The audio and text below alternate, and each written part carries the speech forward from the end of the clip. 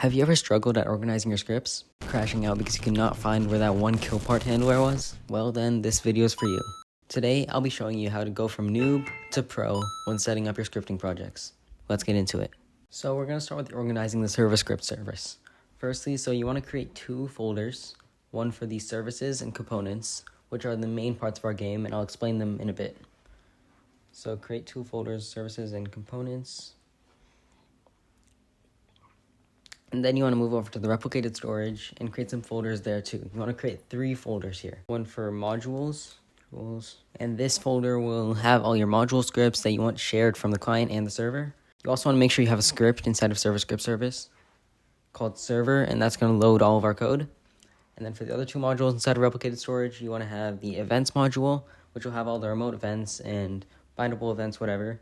And you want to have your objects module.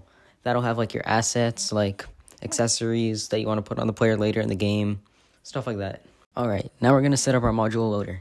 This will basically allow us to run and execute all of our module scripts when we start the game and when we join the game, just like a regular script. So we're going to set up that inside of replicated storage in our modules folder because we want both the client and the server to access it. Alright, just create new module script. Now that we have that, we can just rename this to loader since that's what's going to be doing. It's just going to be loading our modules. And we can delete the base code and add in local loader equals to a table and return that table, well, which we do for every module script. Next, we want to make a variable table called cached modules. This will basically have all the modules that are already loaded so we can easily access them and streamline communication. After that, let's create our initializer function. And this function will take in a folder of scripts, which will be our services or our controllers, depending on the client or server. And I'll explain those in a bit. And then we're going to make a new function for the start, which is going to happen after the initializer function is called. So basically, the reason why we're splitting this into an init and start is because let's say you want 2 modules to interact with each other, but one of them is not loaded already. That's what we put inside of the start. Inside of the initializer, we just make sure all the modules are running, and then we start them all and allow them to communicate with each other easily. So for the initializer function, we're just going to loop through all the modules in the scripts folder.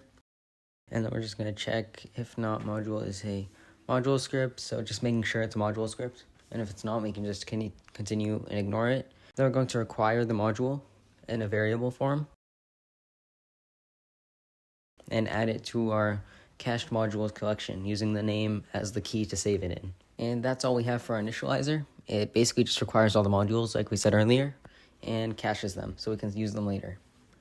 And now we're going to use our start function. We're going to go into our start function. And for our start function, we're going to go through all the modules which we have already loaded and cached in our cache modules dictionary.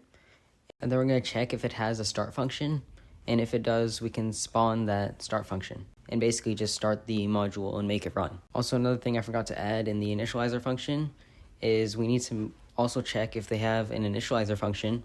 Let's say you want to set up your janitor, your maids, whatever your code cleanup methods are, and you want to start that up as well. And then finally, one more function that we have for our loader module is we're going to have a loader.get function. This will basically just return the module by the name that you're trying to access it with, so you can use scripts or functions from that module later in your code. And then we're going to say shared.get equals loader.get. So basically shared is, it's like a module, it's like a table, it's something built into Roblox, which you can access from any script. It's like a global variable, I guess you could say. So whenever you type shared.get inside of your other module scripts, it'll be able to pull up the module that you're referencing. And that's it for our loader script. So let's go into our server script and set that up.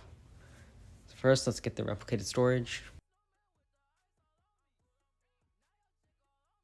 And then we're going to go into the modules and require the loader module since that's what we're going to be using. Next, we're going to get the 2 folders we created earlier, services and components.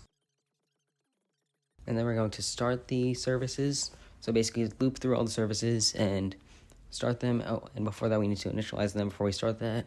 Forgot about that. And that should be all. So let's create a test service just to demonstrate and see if it works. So we're just going to delete the basic code and add our test service.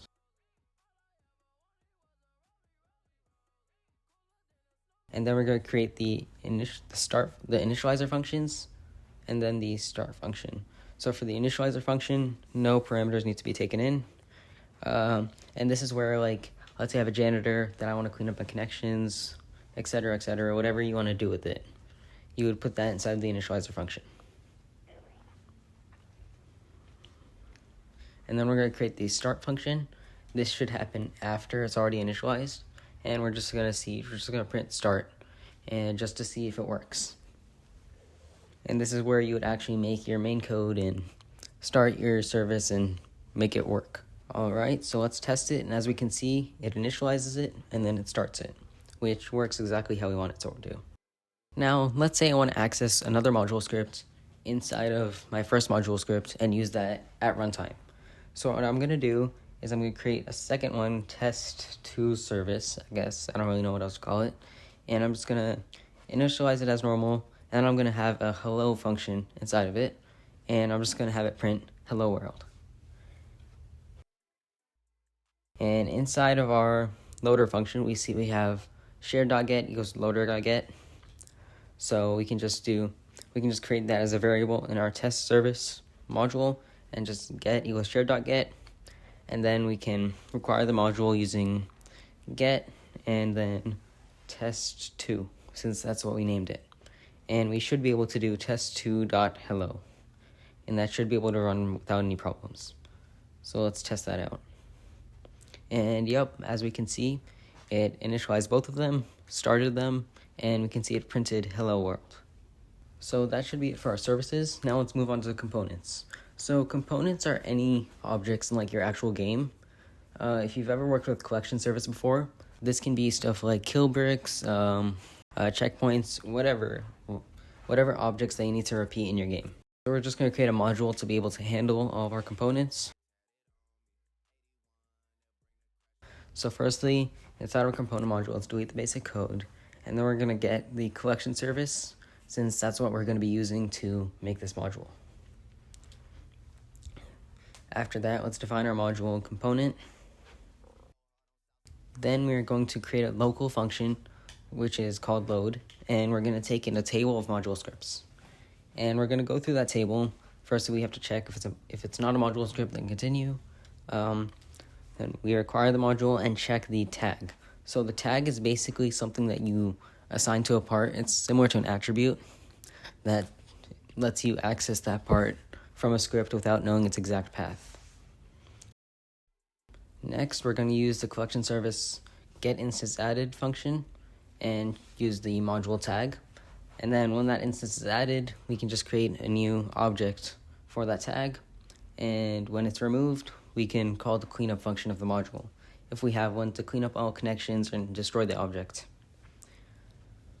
Finally, let's make the public function for loading, and this will basically just allow us to load in the components.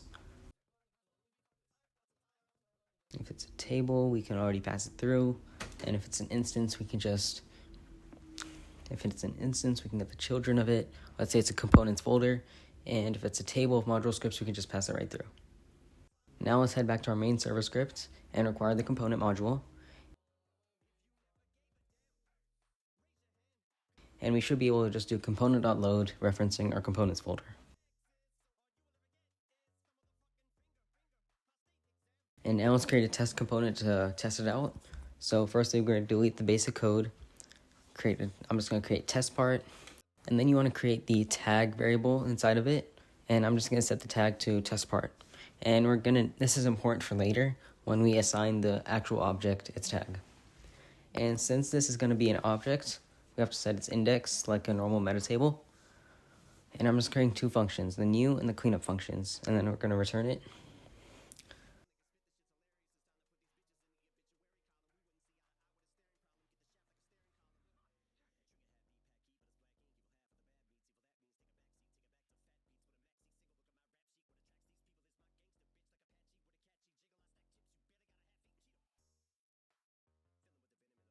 Set to a meta table, the instance being the part, and we're just going to return that. And then we also want to make sure we initialize it after creating the object.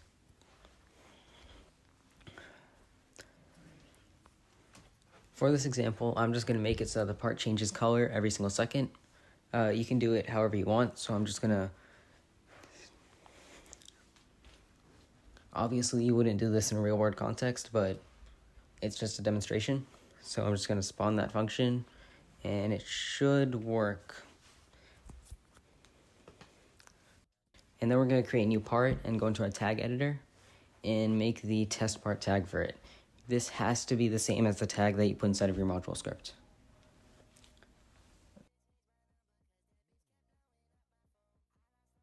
Oh, doesn't seem to be working. Let's see what's going on.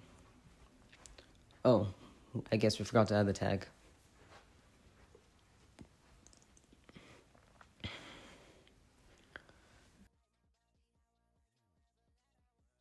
Let's see what's going on here.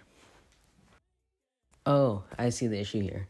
Okay, so basically what we set it up to do is that every single time a tag is added onto a part, we want to create a new instance for that part. But we haven't already set it up to go through existing ones. So let's just do that right now by getting the tagged objects and then just creating a new object for them, and let's play the game, and yep, it works perfectly. And that should be it for the server, so let's head over to the client. For the client, you want to create firstly the client local script, which is going to be the bootstrapper, and it's going to run everything, all the modules for the client or whatever. Then we're going to create a folder called controllers. And controllers handle everything for the client, from like UI to movement to everything basically. Now we can basically just copy the code over from the server script to the client script, and just change around a few things, like remove the server script storage and change that to controllers. And we can remove the components since we don't have any, and then reference the controllers, and then remove components and controllers over there. And yeah, that should be it for the client loader. Now we can create a test controller inside of our controllers folder, and we can basically do the exact same thing that we did in the server, so I'm just going to copy it over. UI module, since that's a realistic one that we'd use in our projects. I'm just going to rename this to UI module, and then I'm going to get the player service. I'm just going to get the local player GUI and make a test frame, test screen UI, and a test frame on their screen just for demonstration. So I'm just going to set the anchor point in the position. I'm going to make it after 1 second, the frame should go on screen. Okay, let's run that. Oop, we actually have to play the game for this one since it's client. And oop, does not seem to be working. Let's see what's going on. Let's check. Oh, the frame is there. Oh, it seems that we forgot to set the size of the frame. So let's do that real quick. And yeah, there we go. So that should be everything for this video. Let me know what other tutorials you guys would want to see, and I hope this video is beneficial to you guys. See ya.